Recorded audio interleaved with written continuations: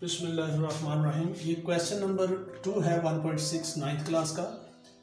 उसमें वो कह रहा है कि जी जो लेंथ है वो विड्थ का 4 टाइम है। तो फर्ज किया लेंथ जो है वो रेक्टेंगल की हमारी x टाइम है और विड्थ y है। लेंथ इसकी x है, x सेंटीमीटर फर्ज कर लिया। हमें पता नहीं है कि लेंथ कितनी है और विड्थ कितनी है, तो हमने उसको लेट कर लिया। जब भी आपने कोई चीज फाइंड करनी होती है तो हम सुपोजिशन से शुरू होते हैं। Length of rectangle is x centimetre for example और उसकी विड्थ y सेंटीमीटर है। अब कंडीशन ये दी हुई है कि लेंथ 4 टाइम है, विड्थ के मुकाबले में लेंथ 4 गुना है। अगर लेंथ x है और विड्थ y है और उनमें तनासब ये है कि ये जो लेंथ है ये पहले ही 4 टाइम है, तो इक्वल कब होंगे? जब आप विड्थ को भी 4 से मल्टीप्लाई कर देंगे तो वो आपकी बन जाएगी इक्वालिटी, उनके दरमियान इक्वेशन हमें हासिल हो जाएगी। मसलन जो लेंथ है वो 40 टाइम है, 40 सेंटीमीटर है फॉर एग्जांपल, तो विड्थ 10 सेंटीमीटर है। तो ये दोनों इक्वल कब होती हैं? जब आप इसको भी, उनके दरमियान इक्वालिटी तब आती है जब आप विड्थ को भी 4 टाइम कर देंगे तो वो 40 बन जाएगा। अब इसको आप इधर ले आए, 4y को लेफ्ट साइड पे ले आए, तो x minus 4y equal to 0, ये इक्वेशन मान बन गई। अब वो कह रहे हैं जी पेरीमीटर जो है, perimeter of rectangle is 150 centimetre है। पेरीमीटर कहते हैं कि इसको है बाउंड्री लाइन को, आपके घर की जो 4 दीवारी है उसको बाउंड्री लाइन कहते हैं। वो दोनों लेंथ्स और दोनों विड्थ्स प्लस करें तो वो आपका पेरीमीटर आ जाता है। तो पेरीमीटर का फार्मूला है पेरीमीटर ऑफ rectangle is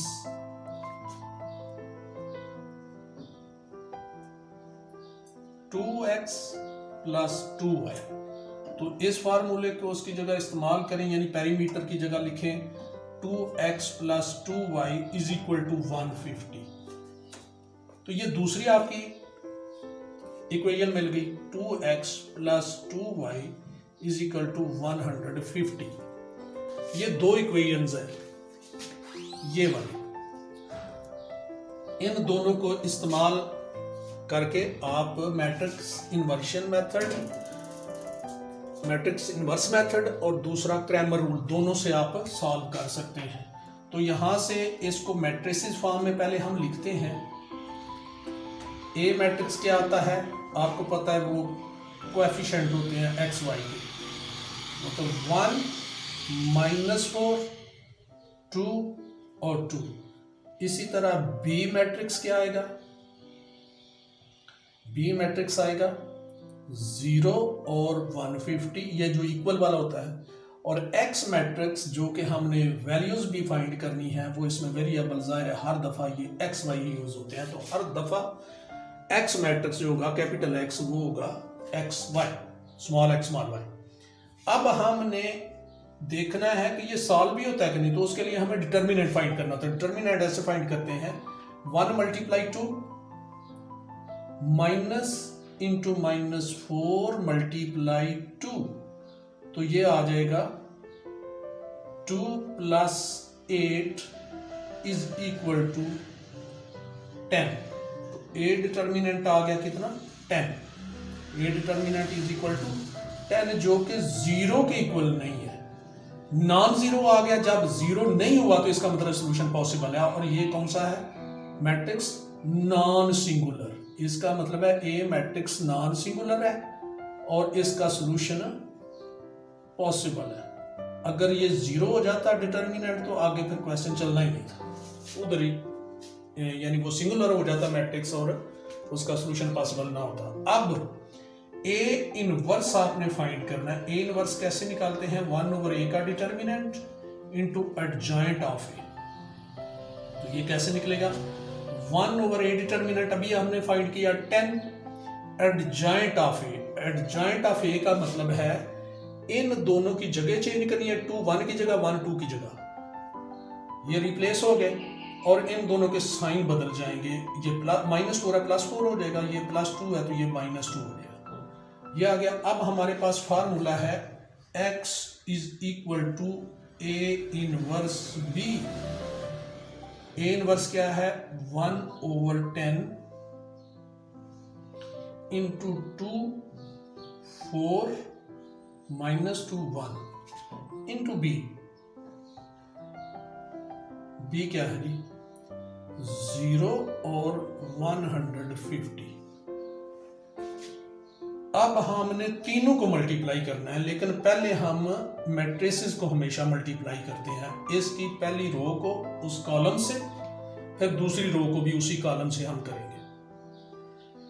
तो 1/10 एंड पे अंदर चला जाएगा, 2 × 0 0 प्लस 4 × 150, तो ये बन जाएगा 600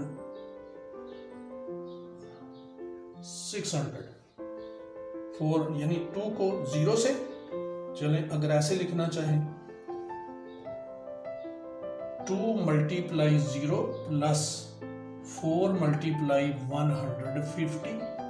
ये फर्स्ट रो को इस कॉलम से आप दूसरे पे आ जाए, -2 × 0 प्लस 1 × 50, 1 × 150, ये हो गया। तो ये बन गया 1/10, तो बाहर उसी तरह ही आ जाएगा।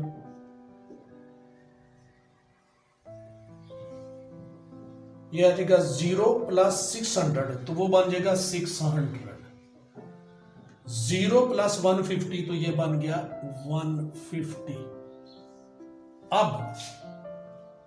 अब आपने क्या करना है, अब 1/10 को अंदर मल्टीप्लाई करना है। हाँ जी, ये जो x है, x मैट्रिक्स, ये xy है, और ये 600 मल्टीप्लाई 1/10 या डिवाइडेड बाई 10, बात तो एक ही है, तो 150/10, तो ये बन गया 0 0 से कट गया 60, और ये 0 0 से कट गया 15। इसका मतलब है x आ गया 60 सेंटीमीटर और y आ गया 15 सेंटीमीटर। ये x है क्या, ये लेंथ है, और ये y क्या है, ये विड्थ है रेक्टेंगल की। और आप अगर गौर करें कि x लेंथ है, और वो कह रहा था कि लेंथ 4 टाइम है। अब 15 को 4 से मल्टीप्लाई करें, 15 जो है उसकी विड्थ है, तो विड्थ 15 है, 15 को 4 से मल्टीप्लाई करें तो 60 आता है। इसका मतलब है लेंथ के विड्थ के मुकाबले में लेंथ 60 सेंटीमीटर है। ठीक है, अगर आप इन दोनों को x और y की वैल्यूज किसी एक इक्वेशन में रखें तो इक्वेशन सेटिस्फाई होगी, यानी दोनों साइडें इक्वल आएंगी। लेकिन वैसे भी सेटिस्फाई हो रहा है कि जी विड्थ जो है वो 15 है और उसके मुकाबले में लेंथ जो है उससे 4 टाइम्स ज्यादा है।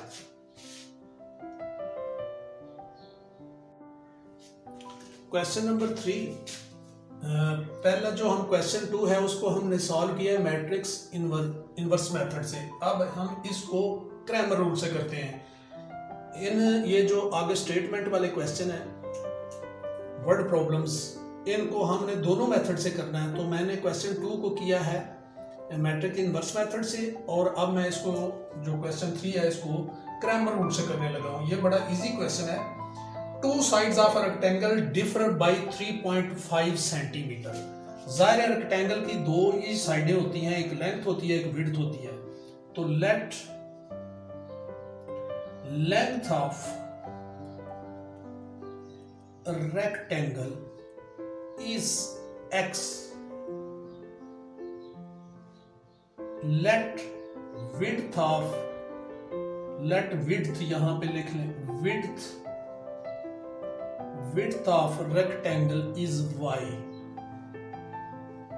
कंडीशन ये दी हुई है, एक कंडीशन ये है कि जी दोनों का डिफरेंस डिफर बाय कितना है, x माइनस वाई, दोनों का डिफरेंस है 3.5 का।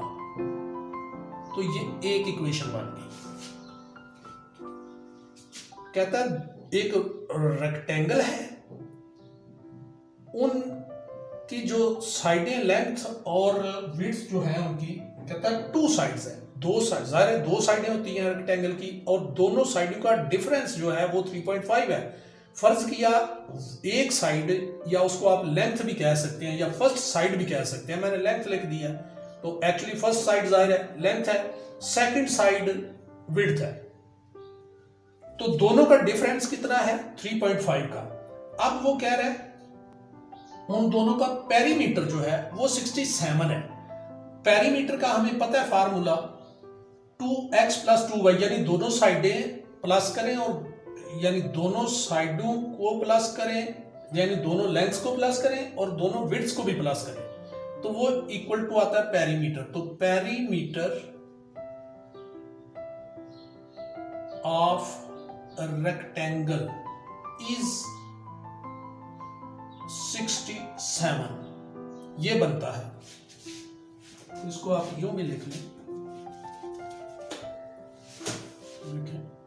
Perimeter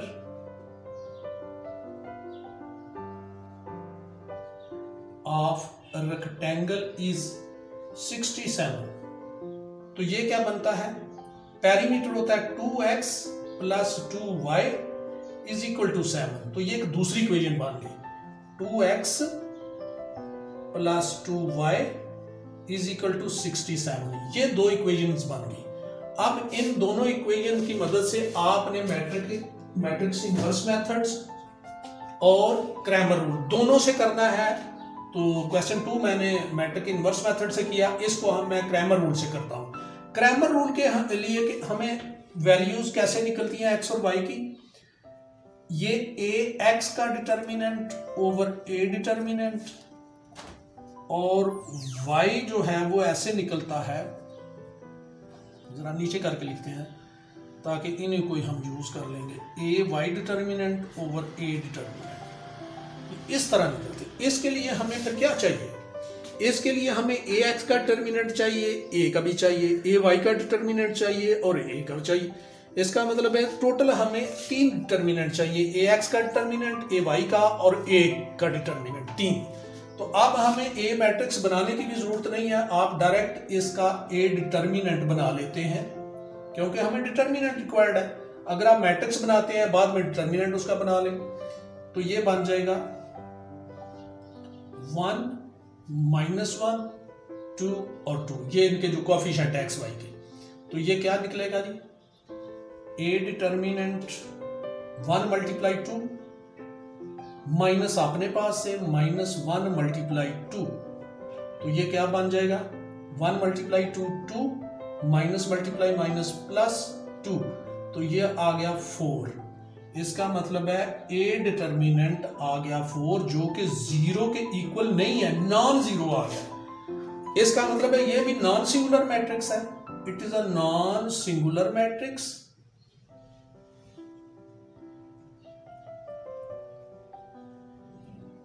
Therefore, its solution is possible.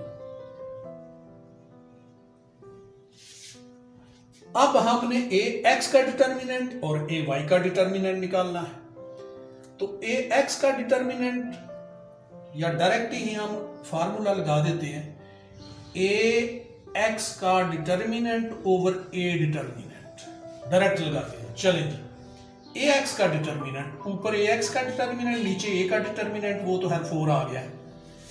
ax का डिटर्मिनेंट, x चूंकि पहले आता है, y बाद में आता है, तो x पहले आता है, तो पहले वाला ये कॉलम छोड़ दे, पहले वाला छोड़ दे, दूसरा लिख ले -1 और 2, और पहले वाला कौन सा लिखेंगे, ये जो इक्वल वाला है, ये 3.5 और 67, ये हो गया।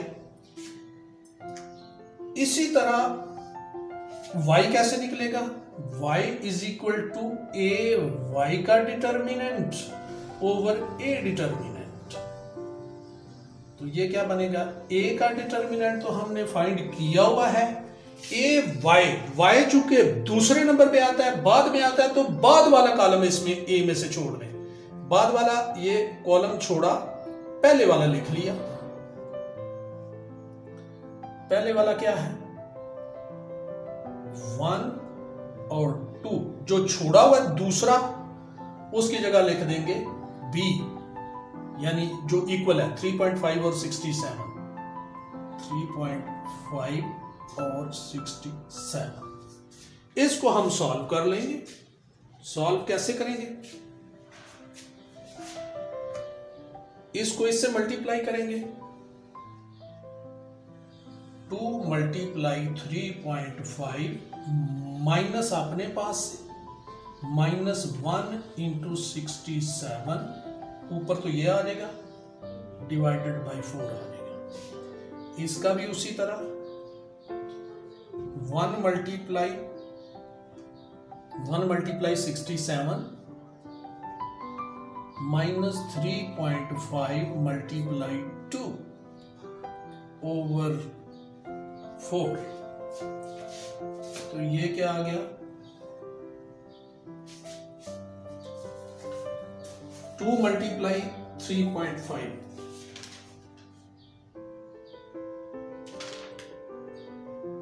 तो ये क्या आ जाएगा?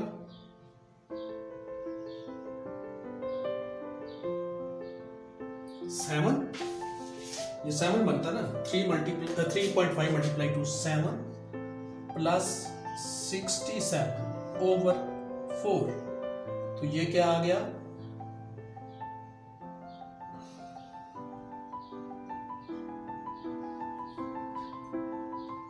74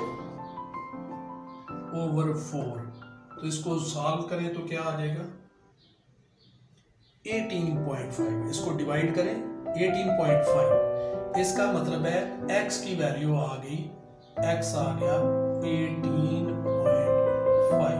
ये x की वैल्यू आ गई। यहां से y की भी इसी तरह, ये 67 माइनस 7 ओवर 4। तो ये क्या आ जाएगा? 60 ओवर 4। 60 ओवर 4 ये आप डिवाइड करेंगे तो आपका 15 आंसर। इसका मतलब है y की वैल्यू आ गई 15। ठीक है, ये x है क्या? ये रेक्टेंगल की लेंथ है, ये लेंथ है, और विड्थ हमने क्या रखी थी? y। ये विड्थ की उसकी रेक्टेंगल की विड्थ है। अगर आप इनको